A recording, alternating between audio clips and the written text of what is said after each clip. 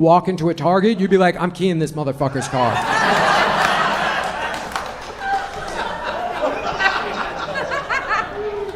I would fall, break a lot of bones and shit like that because of my CP. The worst for me that ever really happened when I was in 6th grade, I had to have both my legs put in walking casts to stretch my Achilles tendons out. And to cheer me up, my parents said we were gonna take a trip.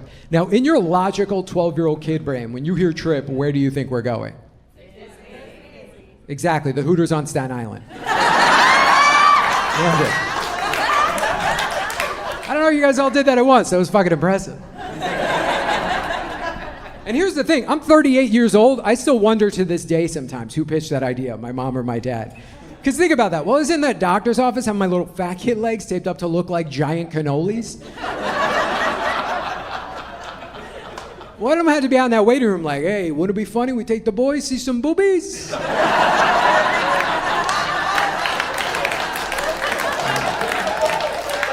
I use that voice because I hope it was my dad. And not my mom just like, hey, you know what always cheers you up, boobies?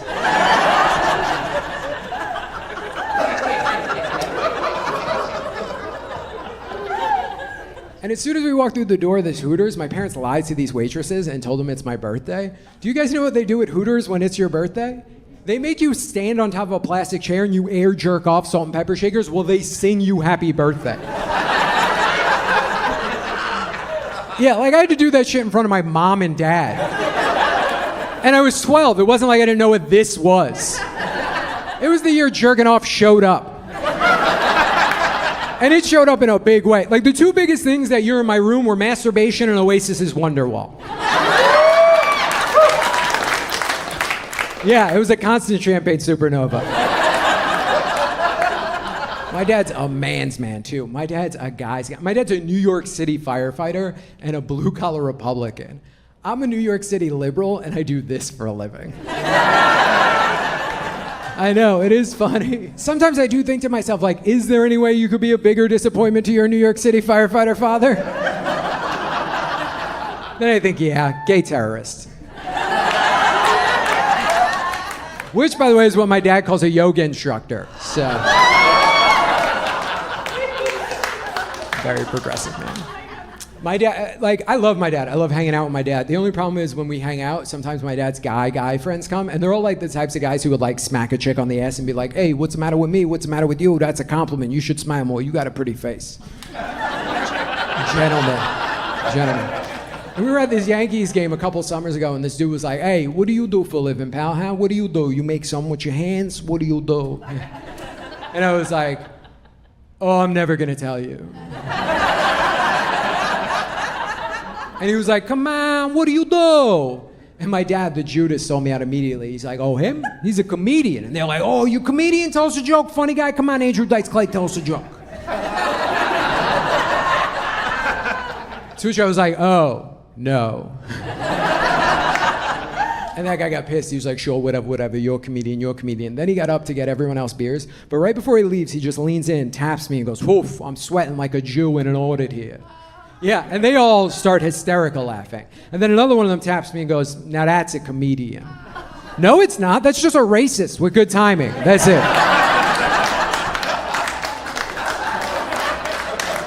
Have you ever seen one of those dudes who works out but does no cardio, so he just looks like someone ripped the arms off a He-Man and put him on a Mr. Potato Head? That was that dude, mustache and all. And he kept bragging. He kept bragging the whole game about how he got laid the night before, and he was like, last night, I totally did it with this chick, and then she left stuff in my apartment so she could come back so we could do it again. And I was like, are you sure it wasn't because she was like, oh, I gotta get the fuck out of here. The fucked up part is, though, is guys like that guy and guys like my dad make the best dads. Mostly because of the fact that their kids fear them. Like, that's not gonna be the case for my generation. Like, none of our kids are gonna fear us. Mostly because of the fact that none of us are gonna work the kinds of jobs you come home and beat your kids from. Like, nobody comes home from a hard day of graphic designing and beats their kid.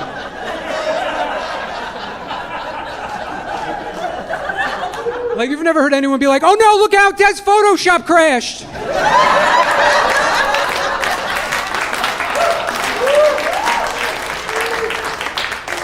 My dad's idiot friend, too, is one of those dudes who rocks a pop collar. You ever see one of those gentlemen? Oof.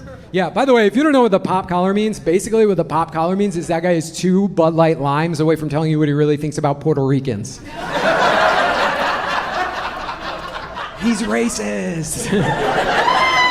That's not a pop collar as much as it is a reverse Ku Klux Clan hoodie. And for some reason, it's salmon. And this dude was like, dude, let me give you a little bit of advice. And I was like, oh, I totally want advice from a man who's dressed like a dog that just got back from the vet. What's up? And he was like, when you date a chick, you gotta date a chick who loves sports. A chick who loves sports. And his whole logic was, it's like being with one of the guys. It's like being with one of the guys. I don't know, me personally, anytime I'm fucking anybody, I want it to be like none of the guys.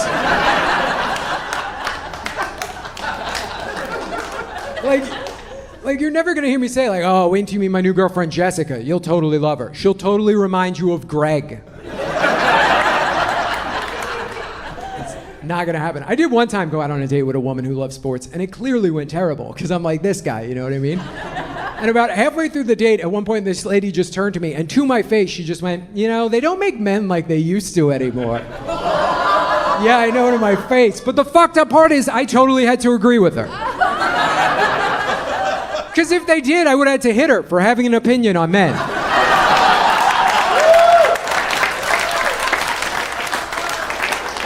To be very clear, that is a joke about how I don't hit women. So Chicago, that's a pretty cool city, huh?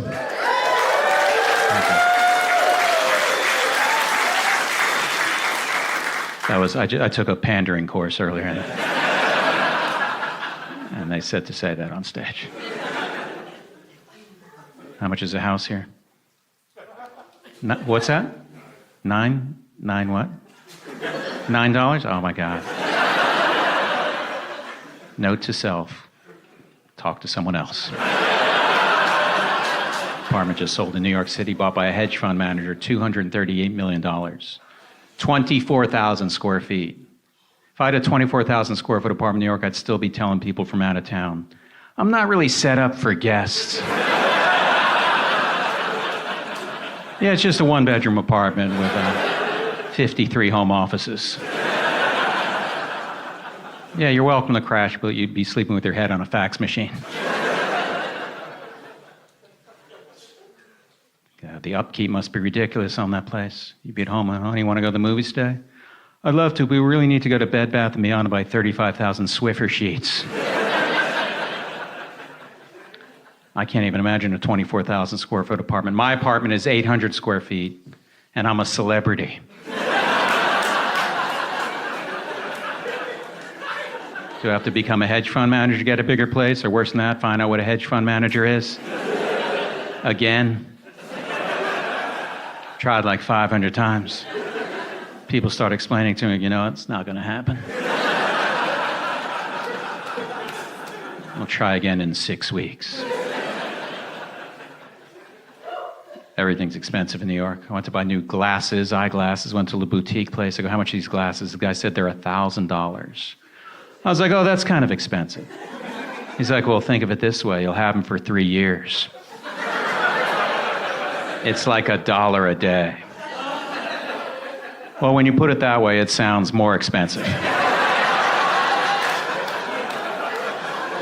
I asked you how much these glasses were, and you said you have to give me $1 a day every day for 3 years, I'd be like, wow, that is a pricey pair of glasses. I'm doing the math in my head. I'd say that's roughly $1,000. Why don't I take $1,000, buy 2 pairs of $200 glasses, and also a round-trip ticket to Barcelona?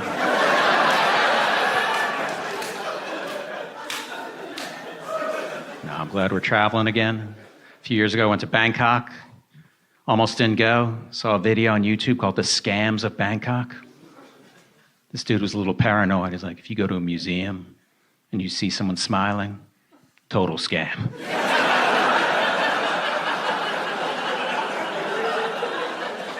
If you go to a restaurant, they have noodles on the menu, your identity's just been stolen.